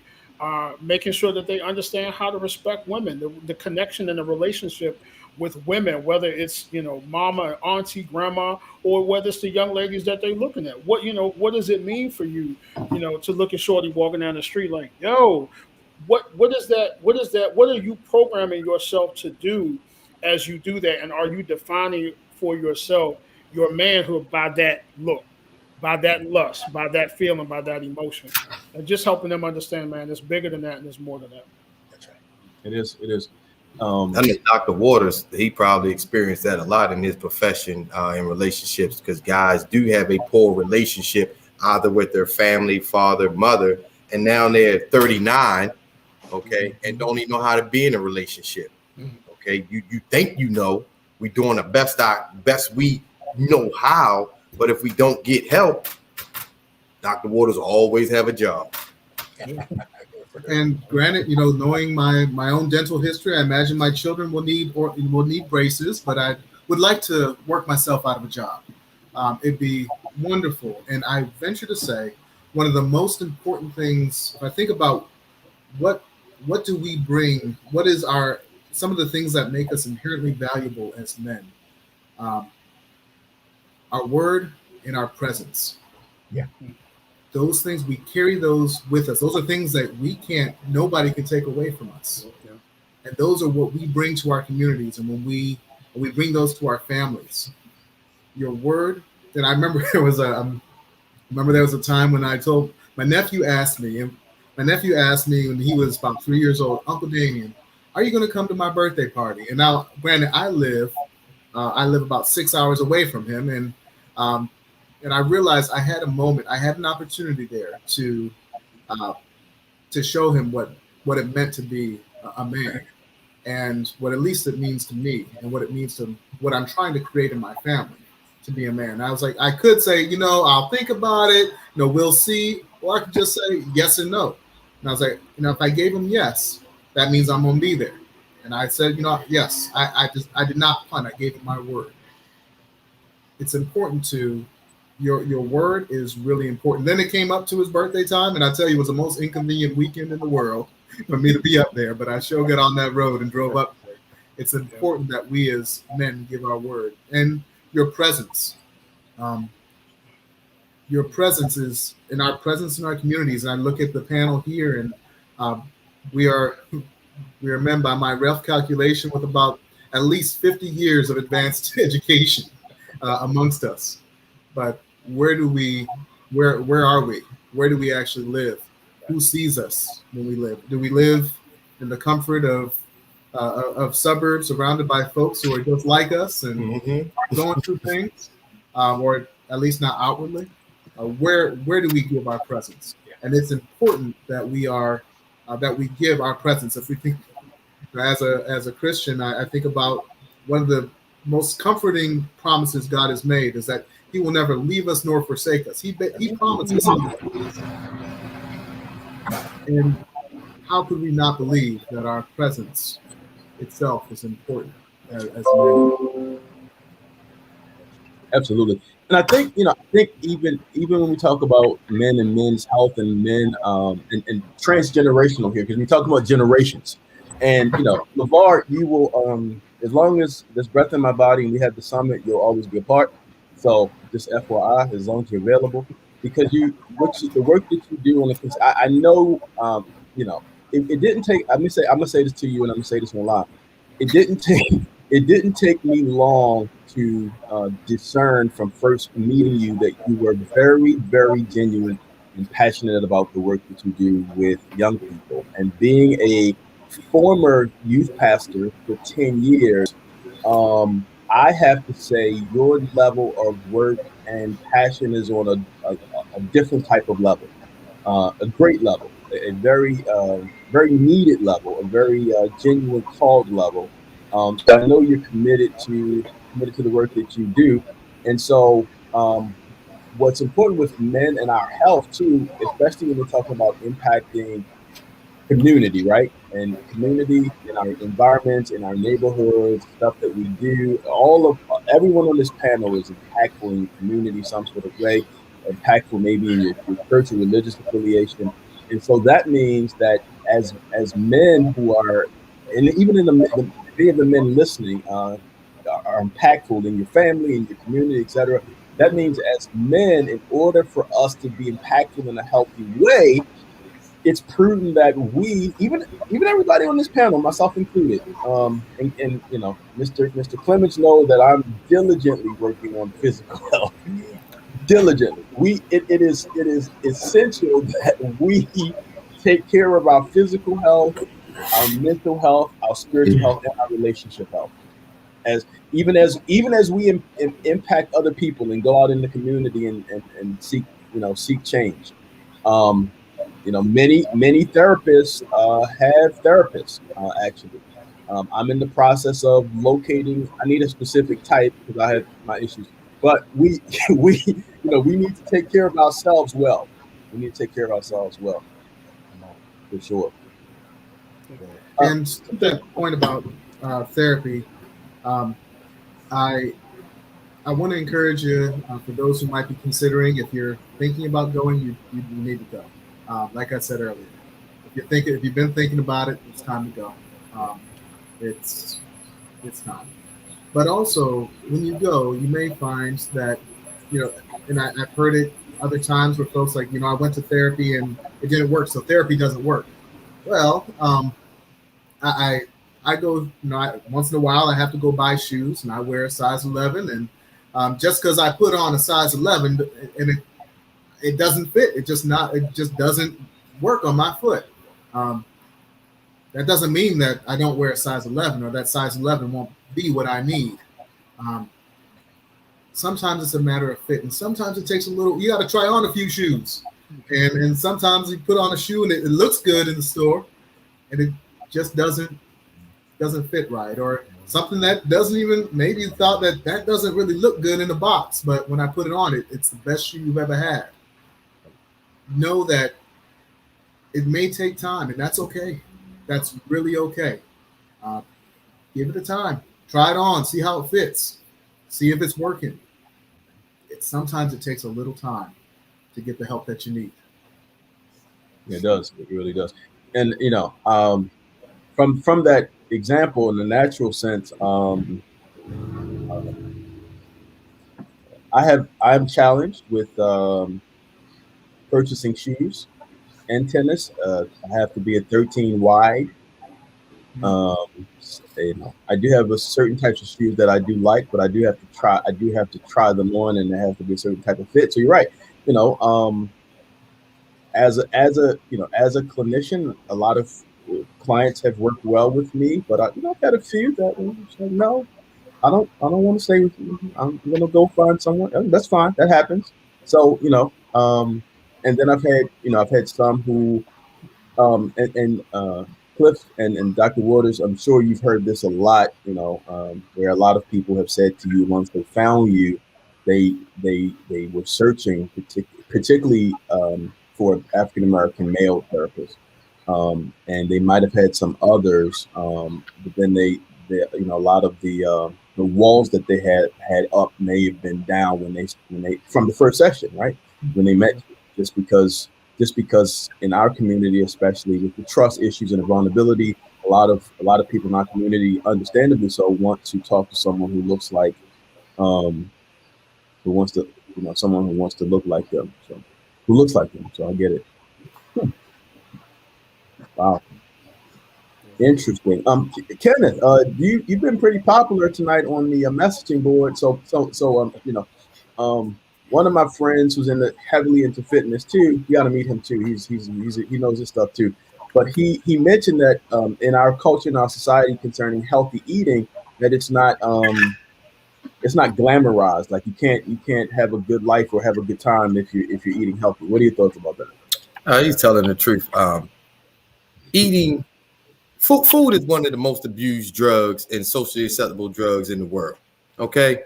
When people are depressed, sad, angry, and they can't get their emotions out, the first thing they go like, I'm gonna give me something to eat. These wings and salt, pepper, ketchup, French fries, slamming with a half and half, and that brings a sense of comfort. Okay. So when they have poor relationships at home, it transmutes to having poor relationship with food. And because so many of us find food to be socially acceptable, even though it's causing harm, it's all right. So when I come to a cookout Oh, Kenny, you eating salad? Yes, I am eating a salad. Thank you. Would you like one? Because I don't do it for them. I don't do it for me. I do it for that person over there who may not want to eat the chicken wing. That person may want to eat a salad, but don't want to eat it alone. I'm going to eat it right in front of you, and then I'm going to tell you how you're going to feel after you get finished eating the French fries and steak and chicken cheese steak. And don't get mad at me the next morning when your stomach hurts, or you're irritable, or you're sluggish all day long, or you're tired. And then it transmutes into other stuff too. Poor health does lead to poor sexual health too. I'll be the first to tell you, don't think it doesn't. You understand? Do not think it doesn't. Most men experience erectile dysfunction because they eating poorly and drinking and smoking cigarettes. You can't do that and then beat on your chest, I'm a man, but then show up like this. Oh, I'm tired. Right. We just that's not fair. But because society has made it so comfortable to eat and be that way, that is why America is 70% obese, because we live in an obesogenic world, which everything surround us allows us to eat that way. And then it's in on our commercials, it's on our phone, and it's expensive to eat healthy. Okay, it's expensive to be sick too. Try me. Pick your poison. That's one thing I always say when I call it stop, challenge, and choose. Right? If you get ready to eat a chicken wing, stop, challenge it. Dion, is this something I want to do? Do I really want to do this? Is this in line with my goal? If you say yes, hey, go for it. I'm not mad at you, right? Because you made a conscious effort and a conscious decision to do it. At least you stop and challenge and choose the situation. But if you did do it and like, you know what, maybe this is not something for me, then that right there, you just tapped into your faith. That right there, you just had a mindset shift. So now your mind is being rocked up, and overall, your physical well-being will benefit from that. So to answer that question, yes, it's very hard to eat healthy because of our surroundings. So we have to take ourselves out of our old environment, find a new community, and develop in that new community. And then we each one teach one from there. So I just plant seeds. Okay, I'm not here trying to change the world, but if I can plant a seed and change a young man or old man's life, you know, however long they live, that's the most important. Yeah, Next, something that we spoke about earlier with kind of how do you recognize, one of the questions, how do you recognize depression among men, particularly Black men? And I would also venture to say, you know, perhaps the question could also be extended to anxiety and other mental health issues. One of the things that you look for is if we are, I would venture to say our feelings, we often aim to either suppress them or to feel better. If you're looking for those behaviors that induce they help your brain release what's called dopamine. It's a neurotransmitter, and it makes you feel good. That's the feel good chemical. That's why we think about things that make you feel dopamine. Salty, fatty, sugary foods. That's a dopamine hit. If you find yourself leaning towards that, you're looking for dopamine. What else is going on? And if you find this is something you're doing consistently, you're medicating yourself. So, we medicate with food, we medicate with alcohol. We're trying to with marijuana. We're trying not to feel whatever it is that you're feeling. So paying attention to, sometimes you're like, well, I can't even tap into my feelings. Well, let's look at your behavior then. Sometimes that allows an entree into understanding there might be something going on. And if you find yourself leaning towards and leaning on those coping mechanisms, you're coping with something. Come get some help. I mean, I compared food when people are, they get the itis settle in and they leaned over and sleep. That's no different than being, doped up on a drug, leaning in the middle of the street. It's the same. Okay, one is socially acceptable, the other is not, but they're never put on the same platform. And to me, that's not fair. That's not fair. Both of them need to be addressed equally. LeVar, have you ever been to Sugar Vault in Hyattsville? We're not having this conversation. So I'm gonna tell you, it's funny you mentioned it. I've seen it and watched it on Instagram, but I told myself, I'm a foodie. And I appreciate it, but I also over the last 2 years, you can cook well. And that becomes like a coping mechanism, a sanctuary place for me too. And I've taught myself and tried to unlearn some very bad habits that I've learned. So when you talk about using food as a coping mechanism, I'm definitely there. But I'm proud of how I have prone to have those moments that Kenneth was talking about where you stop and think. Now, ultimately, you may make some choices because I think everything is about balance. I think you may make some choices. I made a choice not to go to Sugar Vault. I saw Sugar Vault and just was like, yeah, I'm not. And I've looked for ways where I can start making different choices, not even just related to food and fitness, but just even how I process stress. You know, my mom has had this, hospital journey for 3 months. She's hospitalized March 1st. She was released last week to rehab. When I tell you the levels of stress, and I don't know what chemical that is, that wasn't the dopamine at all. That was the extreme opposite. So whatever that chemical is was released in so many different ways. And, I recognize so many different ways in which that stress came out where I didn't have outlets to make healthy choices, for that. So it definitely is about, I think, us taking inventory, of our lives. And I look at, I think we may have talked about this last year, when we talk about being physically fit and healthy, we got to look at the role that our churches are playing.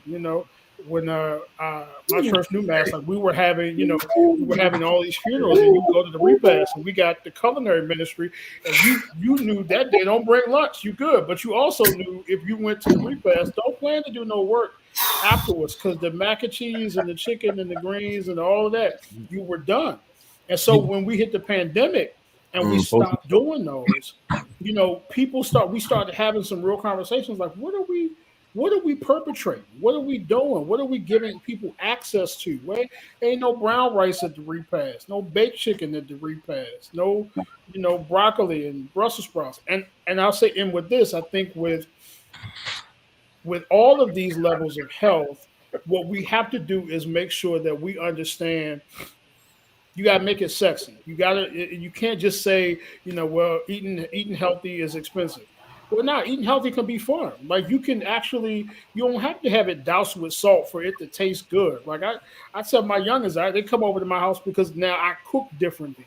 I had to start cooking for my parents a couple of years ago. I cook differently for them. I'm not making 2 meals. Everybody in the house gonna eat what everybody made. Grandmama taught me that.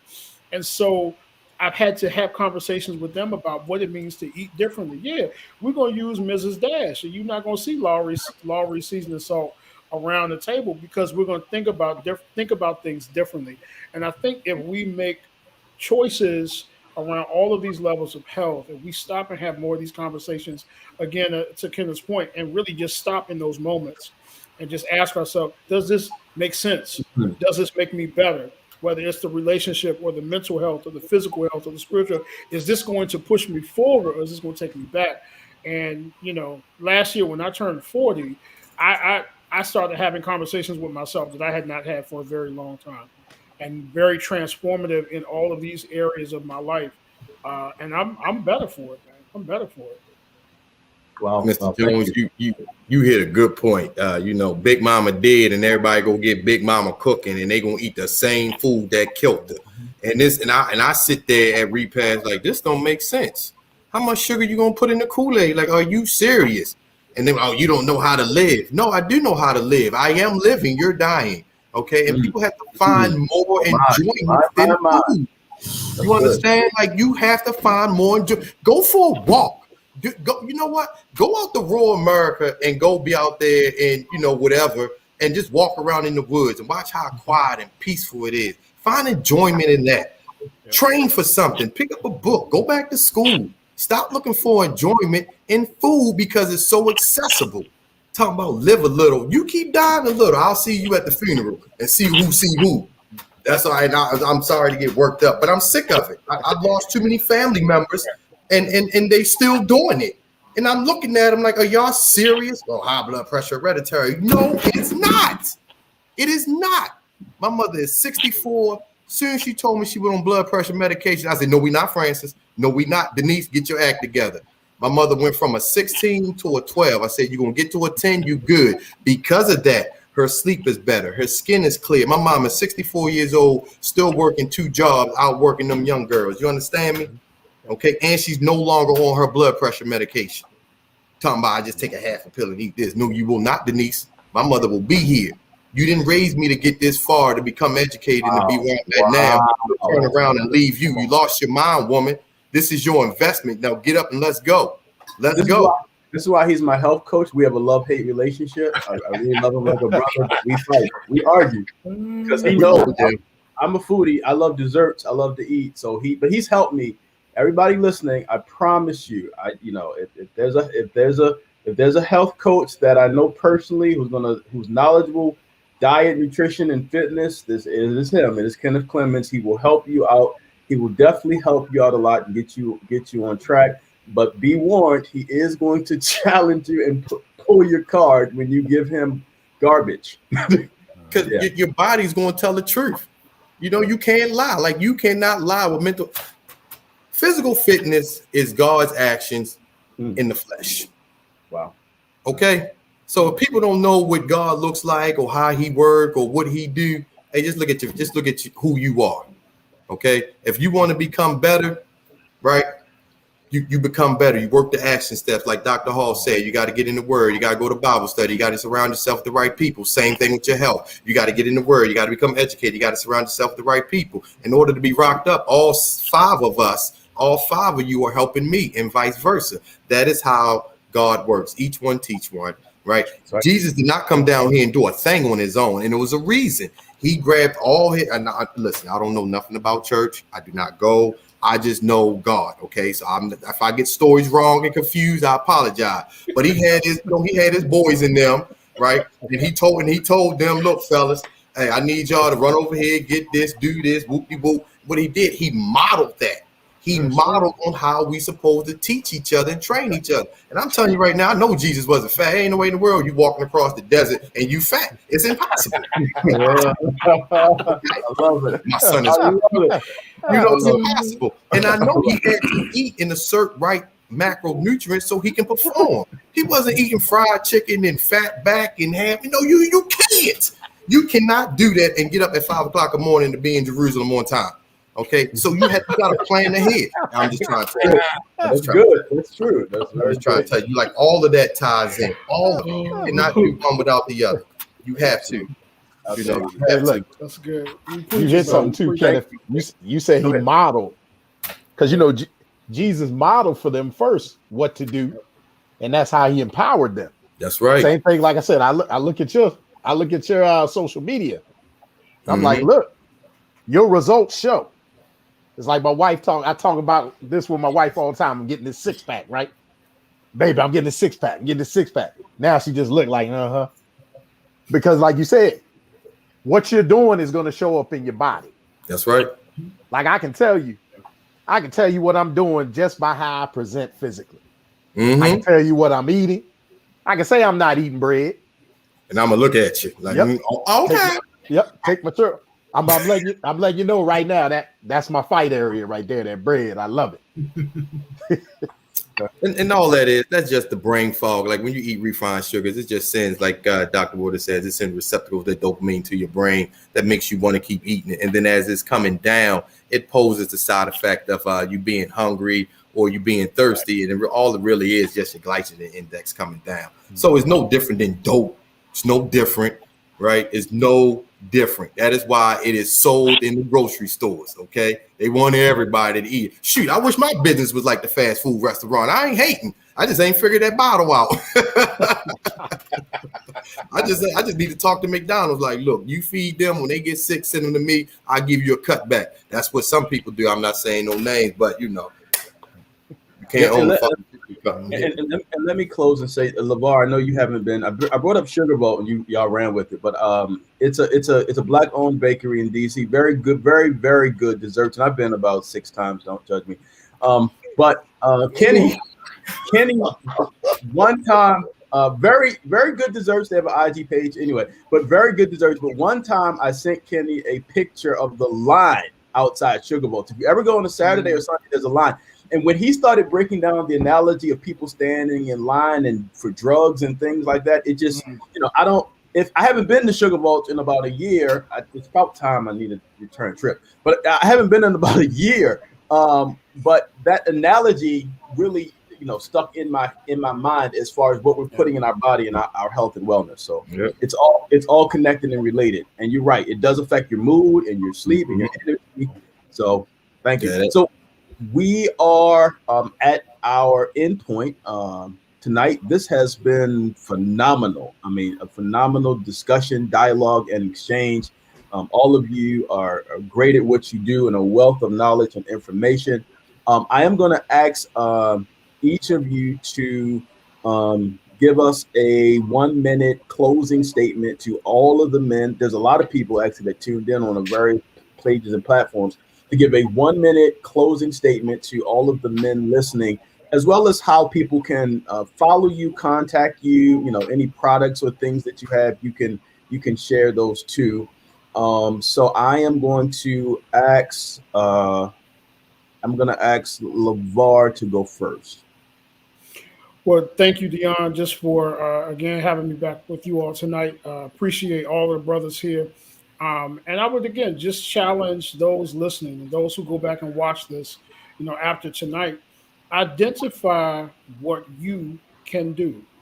Everybody has something that they can do. And if all of us identify a way specifically in which we are going to empower, mentor, and guide young Black men who are in your sphere of influence, figure out what you are going to do. That is my challenge. If it's going to be, I'm going to make a commitment. The two young men that go to my church who I see and they speak every day, I'm going to make a commitment once a month to grab them up, go to a breakfast spot, get an egg white omelet.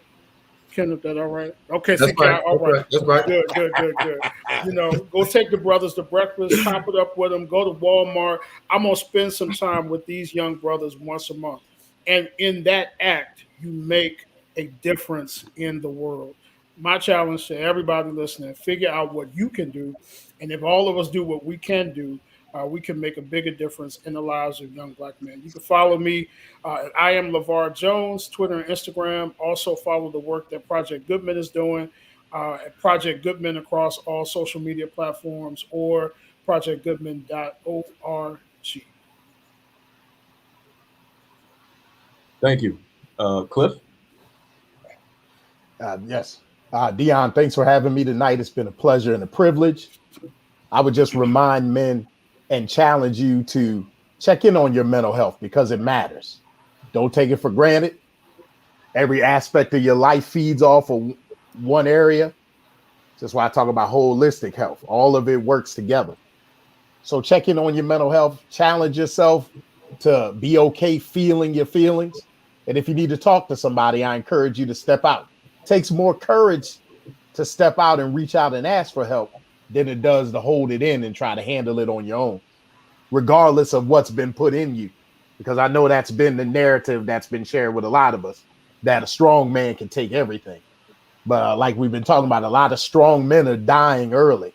A lot of strong men are losing their minds. A lot of strong men are having divorces and seeing their families fall apart and can't see success or find peace. So I encourage you, reach out and know that mental health therapy is for everyone. You don't have to have something going on. You don't have to be in crisis. You may just need to see things from a different perspective. You can reach me on IG at Clifton_Bright_LCPC. Also, you can find me on Facebook, Clifton Bright Jr. And if you want to inquire about services or you have any questions, you can also email me at CliftonBrightJr.com CliftonBrightJr@gmail.com. Thank you. Yes, Dr. sir. Waters. Yes, thank you for having me, and I appreciate being able to speak with the audience and hear from other men about our health and how to promote our health. I want to highlight that it's okay for your relationship for you to acknowledge that you need people and that things aren't going well in your relationship. Do that. That's really important. You're not a failure, not at all, not by any stretch. In fact, you're doing the courageous thing. Being strong. You're being strong. There's different. From a engineering standpoint, there are different kinds of strength. If you think about a pillow versus a piece versus a computer or something. You might say, well, this seems like this could bear more weight. Well, if I drop it from a from the 10th floor, which is going to turn out well? Probably my pillow. And sometimes being soft is those vulnerable feelings, those soft feelings are your greatest source of strength. And that softness that you feel in relationship, and that's a great source of strength. I'd encourage you to lean into that and to spend time nurturing that piece of yourself and that piece of your relationship. In terms of how to reach me, I don't have social media. That's the way I take care of my own health, is I avoid that. That's just a personal question. But you can reach me on my website at www.waterstherapy.com, WATERS therapy.com, or via email at info@waterstherapy.com. Okay. Thank you. That's the www.waterstherapy.com. Oh. Okay. Thank you. I'll put that in the Facebook comments as well. Thank you. Oh, sure. All right. Mr. Clemens. Yes, my name is Kenneth Clemens. I'm a certified health coach. I can be reached at Kenneth Clemens on Facebook. I'm not on too many platforms. I like to focus all my energy and attention on one. When I spread it too thin, it's hard for me to stay focused. And I just want to thank all of you gentlemen for being on here. Dion, thank you for inviting me. And I'm going to be very transparent. I have a very hard time in relationships.